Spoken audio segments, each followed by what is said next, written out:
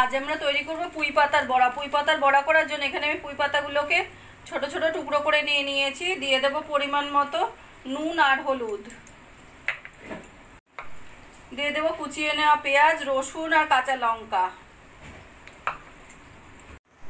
দিয়ে দেব একটু কুচিয়ে নেওয়া ধনেপাতা আর বেসন। সবকিছু মিশিয়ে ভালো করে মেখে নেব।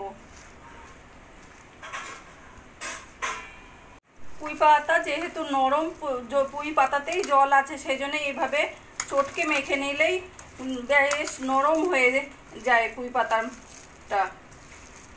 তো এইভাবে আমি চটকে মেখে নিচ্ছি।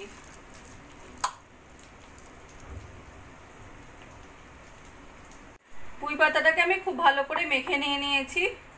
আর এদিকে আমার কড়াইতে তেলও গরম হয়ে গেছে। এবার আমি ছোট ছোট করে পুঁই পাতা বড়াগুলো ভেজে নেব। একদম লো ফ্লেমে বড়াগুলো ভেজে নেব।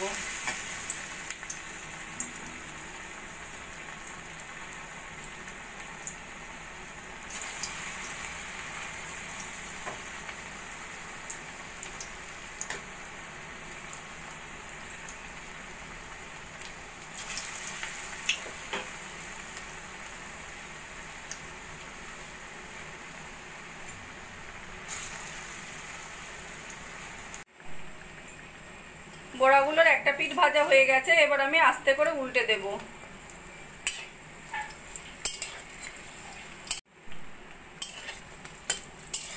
এই বড়াগুলো আমার সোনালি করে ভাজা হয়ে গেছে। এগুলো আমি এবার তুলে নেব।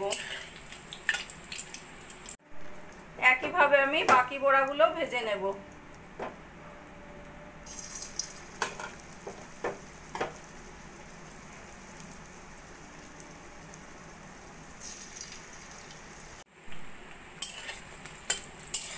এই বড়াগুলো আমার সোনালি করে ভাজা হয়ে গেছে। এগুলো আমি এবার তুলে নেব।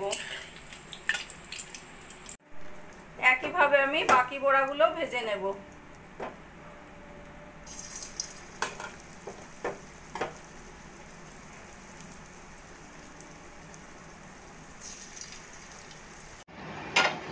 পুঁই পাতার এই বড়াগুলো আমার ভাজা হয়ে গেছে। এগুলো আমি এবার তুলে রাখবো। পুঁই পাতার বড়াগুলো আমার ভাজা কমপ্লিট হয়ে গেছে। আমার এই রেসিপিটা যদি ভালো লাগে আপনারাও বাড়িতে বানিয়ে দেখতে পারেন। গরম গরম ভাতের সঙ্গে খেতে অসাধারণ লাগবে। আর কমেন্ট করে জানাবেন কেমন লাগলো। প্লিজ লাইক, শেয়ার ও সাবস্ক্রাইব করবেন।